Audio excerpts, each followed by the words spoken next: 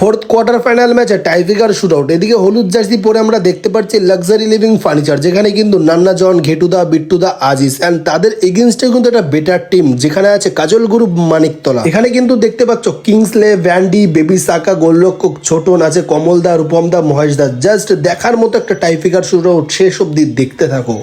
কাজল group মানিকতলার হয়ে first shot করতে এসছে বেবি সাকা, আর এখান থেকে লাক্সারি লিভিং ফার্নিচারের গোলরক্ষক বিট্টুদা। দেখবো Saka versus Bittu. Kajal group Maniktala, baby Saka, Saka and goal. Luxury living ফার্নিচারের হয়ে ফার্স্ট শট করতে এসছে আজিজ, আর এখান থেকে কাজল গ্রুপ মানিকতলার গোলরক্ষক ছোটনদা। Aziz versus Chhoton furniture. আজিজ, আজিজ কি করলো এটা আজিজ। এখান থেকে কাজল গ্রুপ মানিকতলার হয়ে সেকেন্ড শট করতে এসছে ভ্যান্ডি। কাজল গ্রুপ মানিকতলার হয়ে সেকেন্ড শট।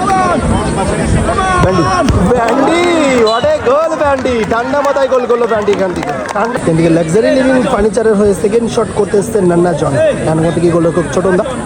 নান্না জন ভার্সেস ছোটন। এখান থেকে কিন্তু নান্না জনকে গোল করতেই হবে, অবশ্যই এক গোলে এখনো পিছিয়ে আছে নান্না জন।